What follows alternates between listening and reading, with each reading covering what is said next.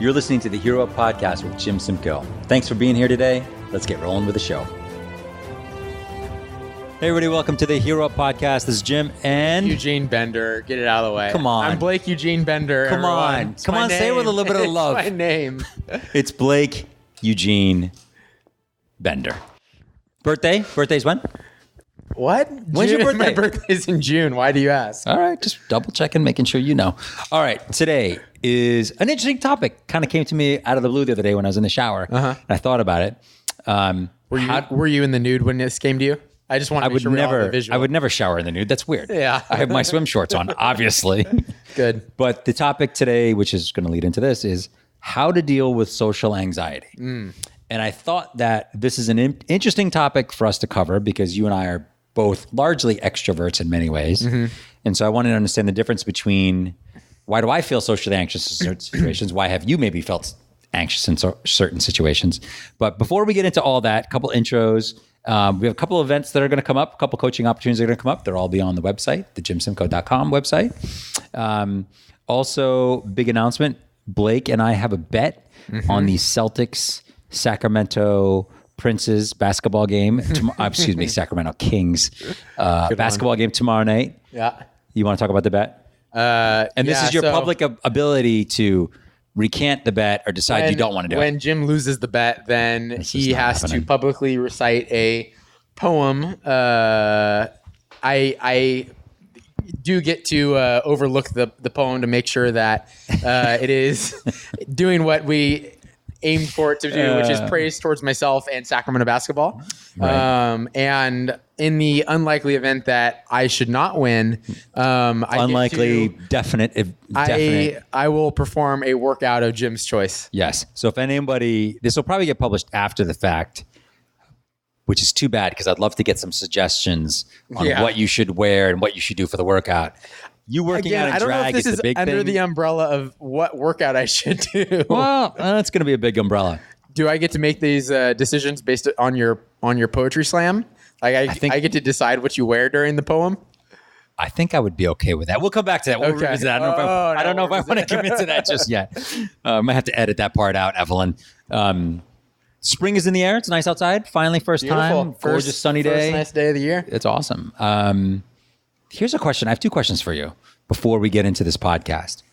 One, I have been struggling recently with what to call the coaching and events business because I call it the hero stuff. I call it the development stuff. I call it a variety of different things. My real estate stuff, I always call it based on the number of the address of the project. So my Oceanside project, which you've been to, I call it 314 because the address is 314 North Cleveland.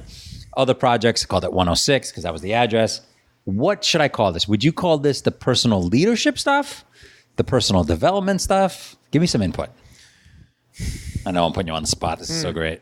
I can literally see the hamster in Blake's head running around the cage. Yeah. I mean, I get where the idea of personal leadership comes from, but I think that maybe that idea will be missed on some people because they'll be like, how can you lead yourself? Good point. Which maybe just leadership?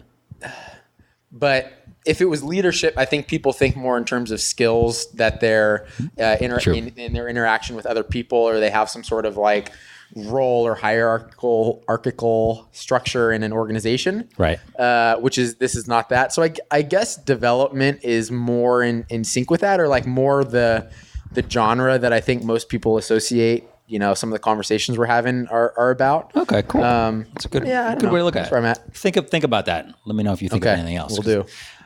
If you would. Not. What's We're going to think about it. Before we get started, what's your favorite thing about spring?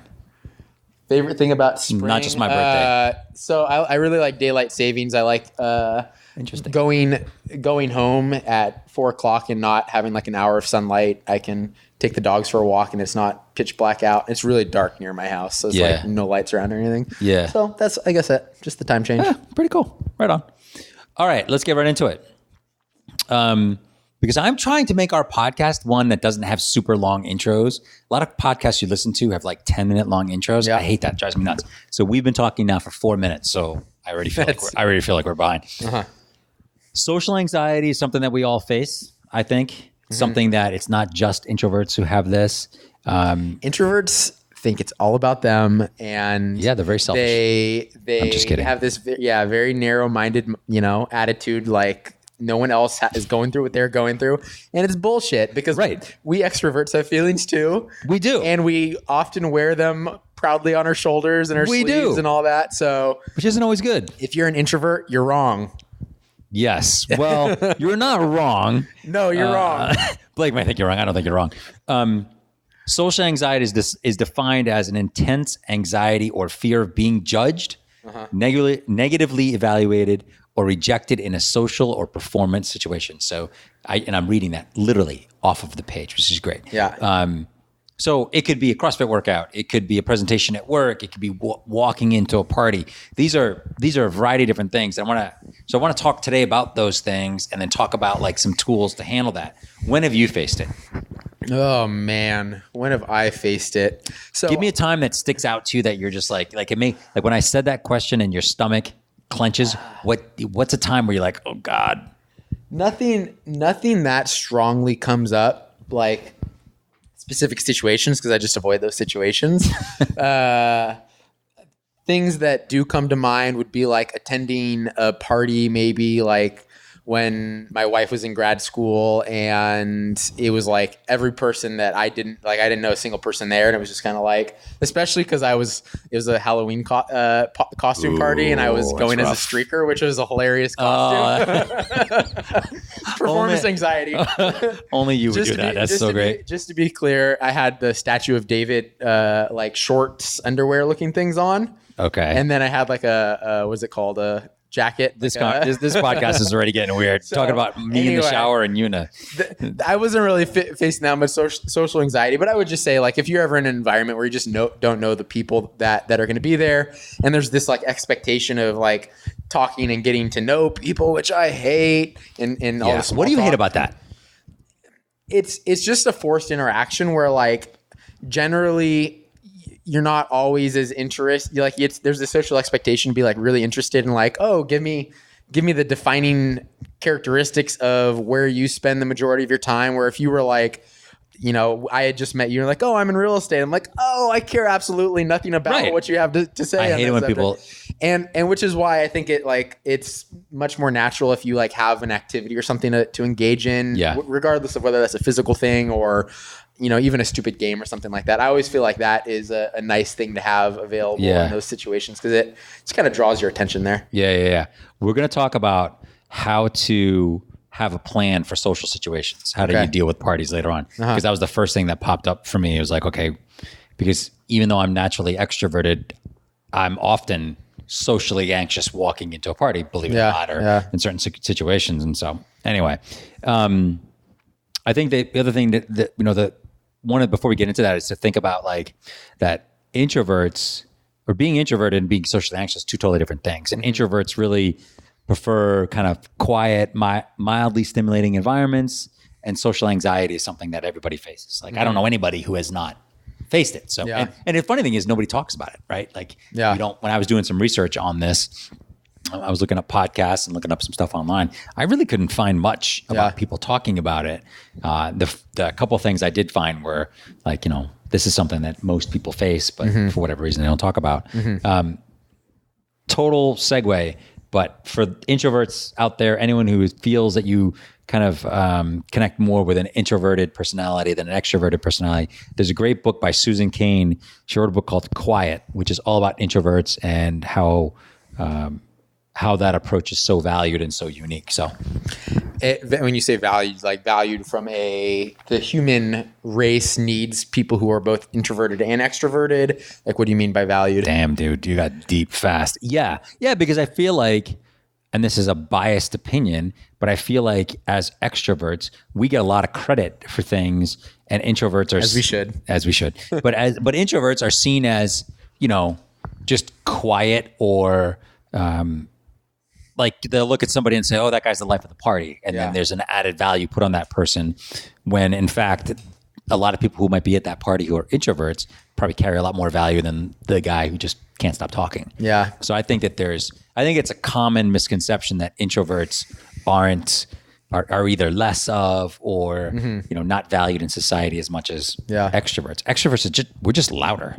in many ways. Yeah, no doubt. Yeah. Do you know what the like more formal definition of extroverted versus introverted is? It's something along the lines of people who get stimulated in or seek out stimulating environments and get energy from those environments. Yeah. It's kind of like extroverts get energy from those environments, and introverts, it saps withdraw. their energy. Okay. Yeah. As you know, I recognize that all the different characteristics that we're discussing are going to fall within a spectrum, and you can we label someone as extrovert or introverted when in more often the case, it just depends on where you fall on that bell curve, and you might have some characteristics of one and others of another. And certainly for myself, I think I probably come across as very extroverted in most social situations and whatnot. But I also know how important it is that I have time where I'm totally withdrawn from people and just get to chill on my own, because otherwise it would just it does bring energy out of me to be surrounded by people. But when I leave that environment, then all of a sudden I feel really drained, or I can feel really drained. Yeah. So I don't know if maybe I have a misinterpretation of the definition, or it's just a just a broad definition that doesn't fit all, Can I give you a compliment? Sure. I realize we're alone in the room right now, but I'm going to give you a compliment. Oh, man. So just letting you know this. But you are saying it into a microphone. That's a good point. I think one of the best things about you one of the most interesting things about you, one of the best things about it is you seem to be really good at managing your energy. Mm-hmm. Like when you're low energy, you're not around. And when you're high energy, you're teaching or you're working out and trying to crush it. Yeah. When you have to give a presentation in front of the group, you can bring your energy level up. But I've also seen you right after that kind of be by yourself for a little bit. You seem to be really good at managing your energy, which I think a lot of people are not good at. And they try to go either full bore or not at all. Full bore. Wow, this is going to be very odd. I'm going to put that not safe for work. I'm most definitely always trying to go full bore. Yeah, I promise you that. I bet you are. I mean, just on that note, I don't know if that is something that you can learn.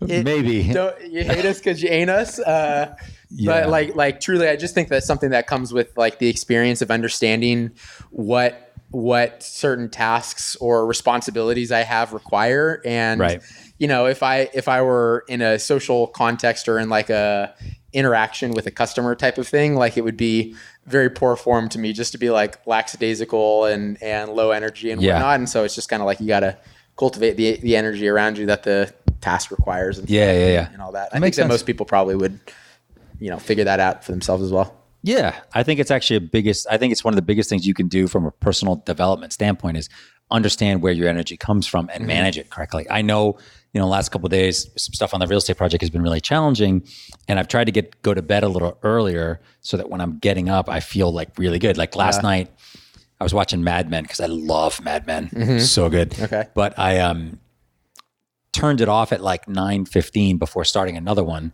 because I was I want to go to bed. Yeah. Well, actually, it wasn't even that I wanted to go to bed. I was I'm going to choose to go to bed now. Yeah. If I go to bed now, I know I'm going to get a kick-ass night of sleep. Yeah. And then tomorrow I can really, really get after it. Yeah. And I did that. And I felt awesome waking up and, I've had a pretty nice day so far. How nice for you. Yeah, it's pretty sweet. Anyway, we'll come back to that. A couple other things. There's no normal. Everybody's a weirdo. You're a massive weirdo. Me? Nah. I love you. You're a super weirdo. I'm dead center. You're one of the weirdest people I know. I love you, but and we all are. And I think the thing about that is if we're all weirdos, it's good to recognize that we all do get nervous in social situations or have some fear of social anxiety. I remember one time I was giving a presentation for work, and I worked for this company. And the company was based in Chicago. And they're there's probably 50 people in the room when I was one of the new sales directors, and the CEO is going around the room, going table by table and saying well, why did you choose to come to Career Builder as the name of the company? Great company. And everyone's saying I want to support our customers. I want to, whatever, and when it got to me, I basically said something I'm going to cringe when I say it, but I basically said something to the effect of I want to make a difference in the world. And if I can help people get jobs, then ultimately I can help like the people who are getting jobs, I can help their kids. And if I can help kids in the world, like that would be really meaningful for me, which as I say it sounds like, okay. Yeah. It had nothing to do with what we were talking about. Yeah. So it sounds sure to everyone else, they were like, who the fuck is this guy? Yeah. Like, this is like the dumbest thing I've ever heard. But I was so anxious in that circumstance that I was like, fuck. And I just like totally, not, I would say totally blew it, but I pretty much totally blew it. You know, one of the social situations I do hate is when you're in like I knew we were going to break through to you. I knew. Just open your chest and let your heart pour out. Blake's starting to cry. When you're in the like new group environment, or I don't know, like the icebreaker games and things like that. Yeah. And everyone's like, go around the room and tell us something, you know, something about yourself or so whatever. Forced. And then like you sit there and you're just hyper focused on what are you going to say for like 12 people before you, and you entirely ignore them. And they're probably doing the same thing, meaning that they're also not listening to you. Totally. And it maybe it does do the job of breaking the ice and like initiating, or, you know, as a catalyst for some conversations or something like that. But I feel like that is one of those situations that people tend to, I assume if people are like myself, like hyper focus on yourselves and then realize that nobody's paying attention to you. Not even like, close. You know, yeah, totally. Yeah, because they're thinking about what they're going to say. Yeah. How else would you do that? How would you do that differently? What could we do to maybe party planners? Again, here's some advice out there for party planners. Maybe that is something of like you do a game of some sort or something to the effect of that, where it's not so much focused on learn about yourself. It's like participate in something together, and you like learn about each other in the way that you interact in that situation. Yeah. That's the only thing that like quickly comes into my mind. But I remember I was at a retreat once, and the guy basically said, okay, we're going to, you know, it was like 30 people in the room. And he said, grab the person next to you, go learn 3 things about them and come report back to us. Yeah. And I thought that was kind of a cool thing. There was another guy in the class who had played lacrosse in college like I had. So it just was kind of a cool one-on-one kind of makes at least when you're sharing to like the entire room, because it's for most people, I assume it's a more comfortable thing to like interact with one other person and then share what you learned about them. Totally. As opposed to share something about yourself, which feels like a more anxious inducing situation or something like that. I don't know. But have you ever been in those circumstances and someone says something that's like either wildly inappropriate? Oh, I have such a good one that comes to mind. Here we go, lay it on me. I have such a good one that comes to mind. And this I didn't cue this up. I actually I'm not setting them up. This interaction actually was kind of in my head before, but it was because I was in like maybe 19, 20 years old at community college. And the very first day of that semester or whatever's class, I had to hit my brakes like really hard on the bike, since I would bike to school. And I went over the handlebars and I like bashed my chin in. And so I'm hyper focused on myself because I have this like fat bandage on the front of my chin. And so I'm thinking about that, and I'm just ignoring every person who's presenting. However, there's one that will stick into my head for the rest of my life. And it was this guy who was probably in his like early 20s or something like that, early to mid 20s. And again, we're at community college, and his presentation, which is the question, like, tell us one thing about yourself, was one time I got in a fight with my dad and I nearly killed him. And everyone in the class, like the energy in the room was like, what? Like what? Whoa. And then the professor or the teacher was like, well, I hope he's okay. Next. And then, you know, like later in the semester, I remember having like other interactions with other classmates.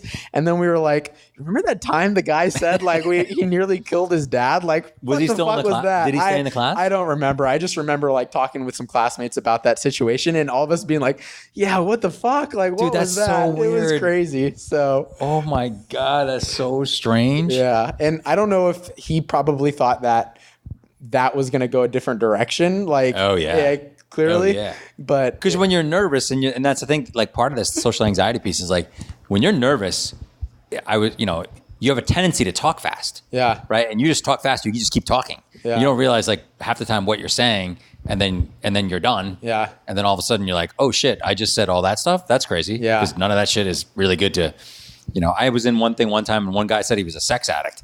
And I was like, nice. Okay, that's cool. That's not appropriate at all for what we're talking about. Yeah. But okay, don't know where we go from there. Yeah. Like this is super weird. All right, so let's go. Just going into this. So we have some rules about dealing with social anxiety. The first one is how to handle social situations, and what's the plan. So you have you're going to a party. Yeah. And I went, as you're thinking about it, I'm going to talk about the first CrossFit party I ever went to here. But like, what can you do to manage a party? Because that's the number one thing we all run into is like, whether it's a cocktail party, a work party, a party with your spouse where you don't know anybody, like how do you manage those? That seemed to be the number one thing that people are most anxious about, that and giving presentations at work. Yeah. I remember the very first party that I went to, the first CrossFit party here was, I had been here for about 6 months. And I remember like walking in and my wife and kids were going to be, they were coming later. Everybody was dressed up and everybody like Here? Yeah, it was like pretty dressed up for a party. It was like the very first one, like maybe 3-4 years ago. Was I in a tux that year? You were not in a tux that year. Not that year.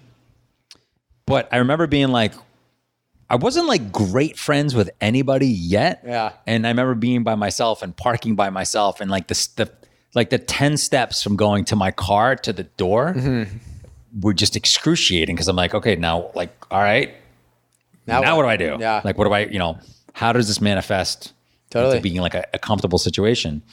And yeah, I was super nervous. And I'm still nervous when you have certain things here just in general. Did you have fun at the party?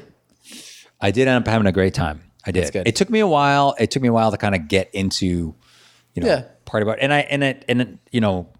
again, I'm a relatively extroverted guy. Yeah. So I can't imagine people who are not as extroverted as me walking into that same situation by themselves and being like, oh shit, like what do I do? Usually helps to have someone there with you, whether it's a spouse or friend or anybody, something. or even pick up a homeless person off the street, bring him with you. Bring your dog, and that would actually be really.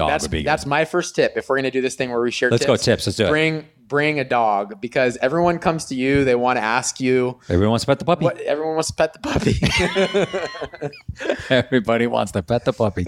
What else? What else would you do when you go in that situation? A cat. A cat?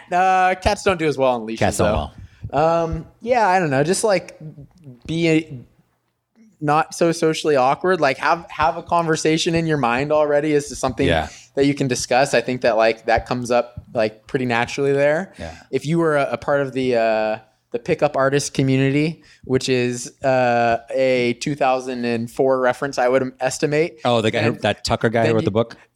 Something like I think we're circling it. Then you could wear a boa or a fancy hat that you're not agreeing with this. No, 1,000%. It's never happened in my world. That's okay. So don't wear the boa. You are there with me on the puppy, though, correct? I'm 100% on the puppy. Okay. Well, clearly, I don't know what to do at a party. So what do you got? Yeah. No, my thing is the first thing I always do when I walk in, go straight to the food. Because you can kill time at the food. You can get the plate. You can get your silverware. You can kind of go through it, pick it out. I go straight for the food, take my time. Yeah. And then go wherever, or go straight for the drinks if there's no food there. Yeah. Invariably, you'll run into somebody in that line that you will start talking to. Yeah. Then the worst part about it is at the end of the food line or at the end of the drink line, when you have your food and your drink, now you have to eat it and figure out a place to like stand or be or whatever. So I always think to go over to seek out someone else who's by themselves or seek out like a couple or, only one or two people and join them and just... And I always think it's uncomfortable to say, hey, can I join you? I always think it's good to just be like, hey, what's up? Like, how are you guys doing? Like, as opposed to, because if I say, can I join? If I come over to you and Jess, I'm like, hi, can I join you? Yeah, don't say that. It sounds awkward. Yeah. Like super awkward. Maybe rehearse that in your head going into it because I feel like it's just, you got to enter with confidence, Yeah, that was number 2 on the list is work on building your confidence and your self-esteem, before you get into the party. So one of the things we did at the Hero Up Summit, which I think I like to think about doing, like before I go into an environment where I think I'm going to become socially anxious, is that top 50 accomplishments list. Nice. You write down the top 50 things you've done in your life. Yeah. Maybe you don't do it before you walk in a party, but you think about them. I'm like, all right. I have them ready. You have them ready. Blake has them tattooed on his thigh. Yeah, exactly. But no, seriously. So you think about them. You're like, okay, I was elected to student council in high school. Yeah. Boom. I made varsity lacrosse. Boom. I was elected president. Boom. I run my own bit. And you can kind of run through things that will help you build. I can handle small talk with, happy. Yeah, you can handle small talk with whoever when you walk in. Yeah. I think being confident or appearing to be confident and having a strong sense of self-esteem and self-worth as you're walking into a social situation, especially when other people probably don't feel that way. Yeah. So there are a lot of people who, like I've seen, who absolutely crush it during the workout, kill it. They're unbelievable. And then you see them in a social environment and you're like, wow, that guy's like super quiet or seemes unsure or whatever. I'm not just talking about you. Yeah. I'm talking about, and it's really interesting. Think I crush it when I work out? Thanks, Jim. No. Proceed, as you're saying. But so I think that's the thing, is to have the plan to go into the social situation before you go in and figure out like, okay, how am I going to do this? And then part of it also is managing your energy, recognizing that like, look, I'm going to go in there for 10 minutes. I'm going to walk around and I'm going to go outside and pretend to make a phone call. Yeah. Do you know how many pretend phone calls I've made in my life at parties? It's got to be a couple thousand. Yeah, for sure. You look at your phone like, oh God, be right back. Oh, I got to take this. Yeah, you got to take it. Even though the phone's not ringing. Mr. President. Mr. President. Have you ever done that? Looked at your phone as though it was ringing and then put up to your ear when it's not ringing and then have it ring? No, I've never happened to me that. once. Thank God I didn't get busted for that. Yeah, it was not going to be good. But I think working on building your confidence, working on building your self-esteem. Another thing that I would say before you get in a social situation is accept who you actually are. Like, who are you? And what does that mean when you go into a social situation? Yeah. And I'll give you an example of this. Like, so when we did the last Hero Up Summit, there was one part where we're in the small group and I felt like I was like, I had to give kind of like a rah-rah speech to everybody. And it just like came off bad because I'm not really a rah-rah guy. Like I'm not like one-on-one, definitely, but I'm not the guy who's like, all right, let's all go get it. Come on, let's get after it. Yeah. I'm not that guy. And like, it feels super sort of disingenuous doing that.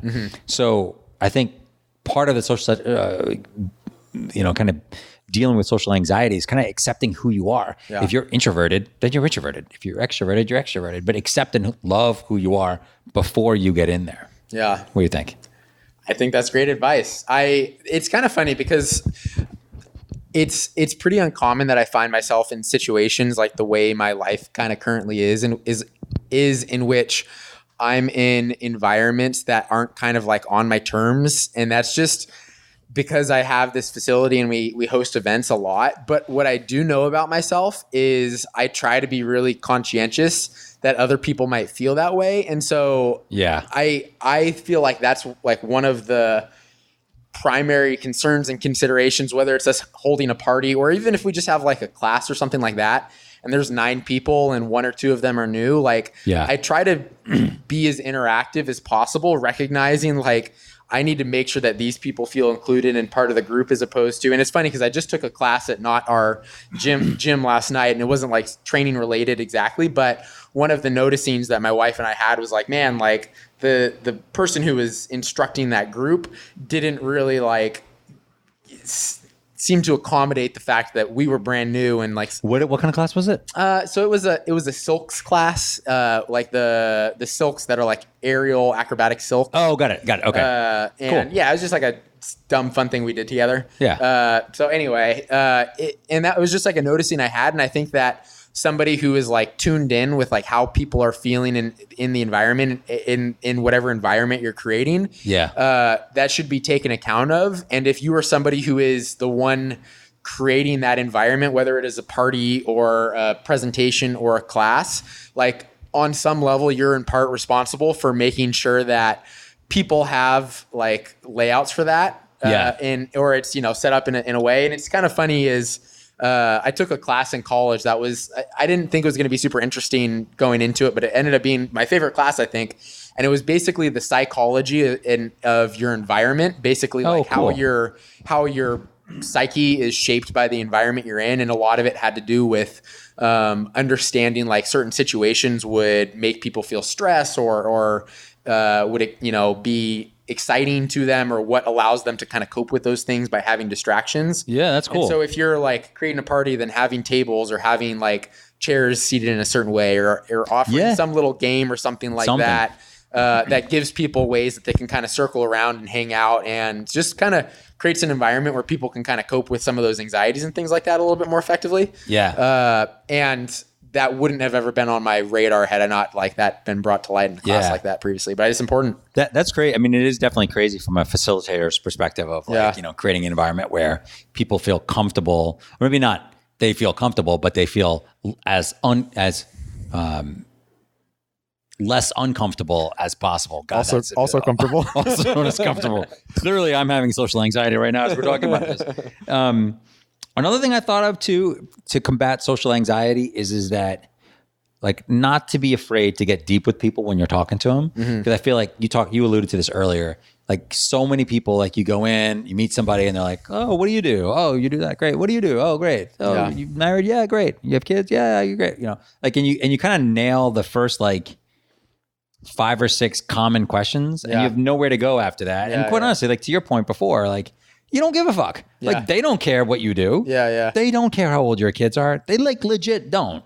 Like I've had it happen to me plenty of times where like people are like, yeah, that's great. And I'm like, yeah, you have no idea what I just said. Like, for sure. So I think like the ability to get deep with someone is not only good for like just the social contract of the world, but it's good for like, it just kind of jars people out of their thing. Like I remember like, I went to a concert with Tom the other night, Tom Barton, love that guy.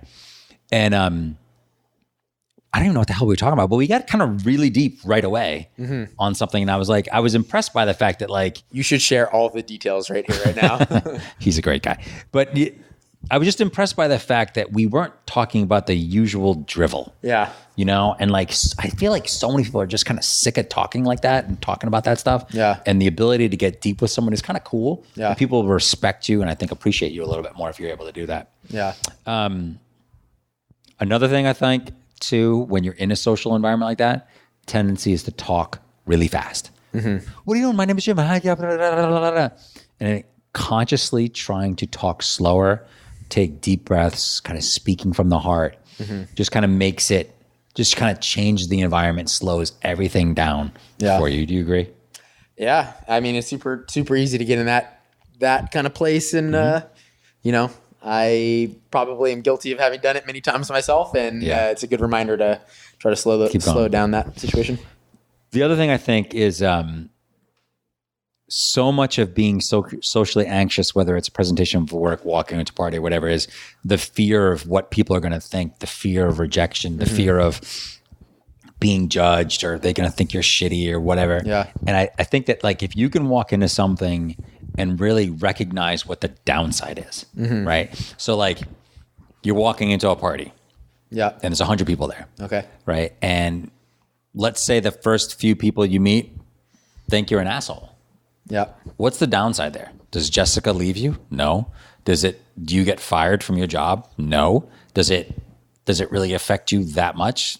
Not really. Yeah. Like you're still going to have your close friends. You're not going to like lose them because of anything weird. So I think that people too often, we don't recognize that. We don't recognize like, okay, what is the actual downside? Yeah. If I go like, when we go to class at 4:30, like if I make a complete idiot out of myself in class, which I will, is there like, what's the downside there? Yeah. Like, or is the downside so catastrophic that I won't be able to recover for it? And I think when you think in those terms, it kind of changes the outlook on anything. And it kind of takes the power out of the event, right? And because I think when you're socially anxious, the event has so much power. It has the power to like make you feel shitty. It has the power to like stress you out. It's got the power to like just make you uneasy. When you think of like, well, what's the worst thing that can happen? Like I don't get thrown in jail. Yeah. If I spill something at this party, if I say something stupid, like it just means that like maybe that person doesn't like me or I don't have a connection with them.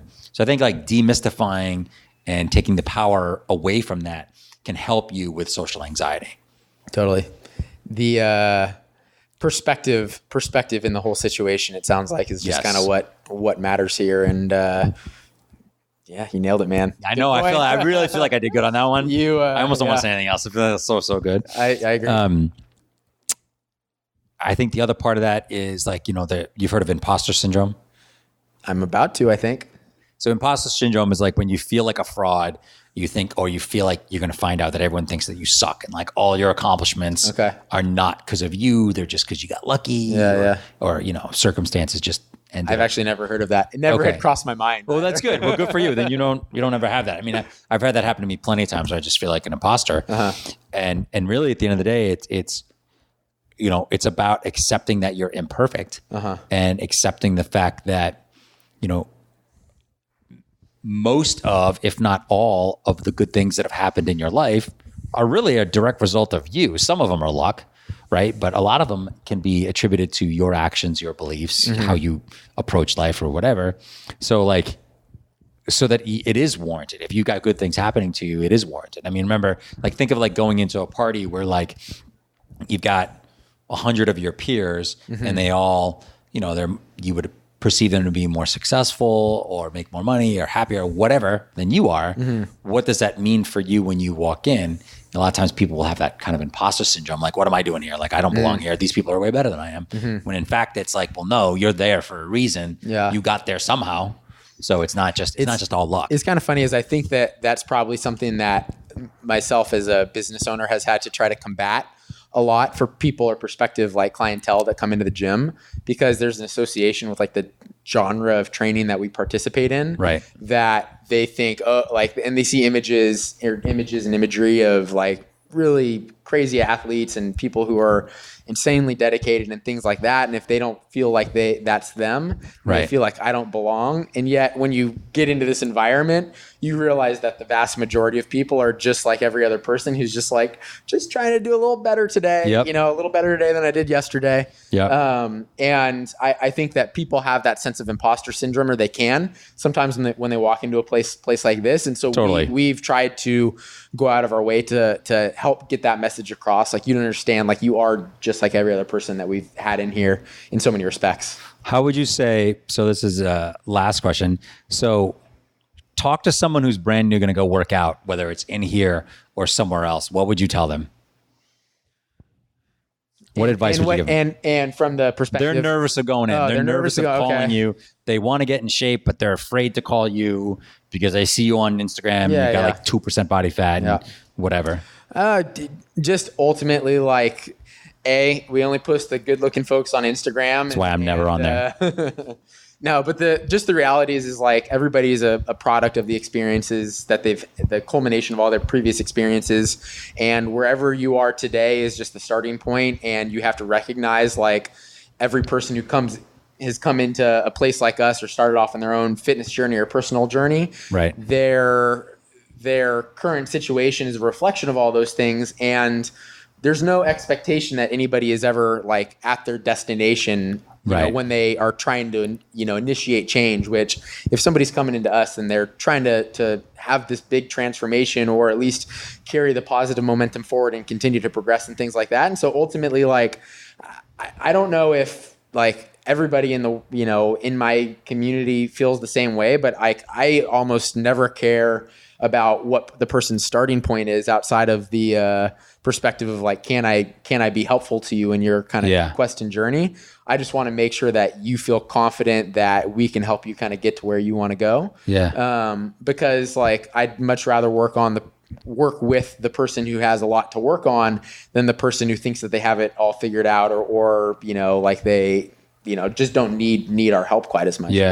That's cool. I like that. Right on. All right. Well, so with that in mind, social anxiety, I think we've given you some tips on what to do. Definitely have a plan for social situations. Build your confidence, work on your self-esteem, love yourself first, warts and all. Accept who you are. Talk slower, speak from the heart. I'm really gazing into Blake's eyes as I'm saying this. Too intimate. And recognizing the downside when you get anxious. So hopefully this helps. I think that, if you and I can be anxious in certain circumstances, I'm sure a lot of other people will be as well. Anything else you want to add? No, thanks for listening. Thanks for listening. Check out the website, jimsimco.com and heroupmedia.com, and we will talk to you soon. Thanks, Blakey. Bye. Hey, thanks for checking out the podcast today. Really appreciate you guys listening in. If you like what you heard, please leave a review on iTunes. It really helps us out. And you can always check us out online at heroupmedia.com. Heroupmedia.com. Talk to you guys soon.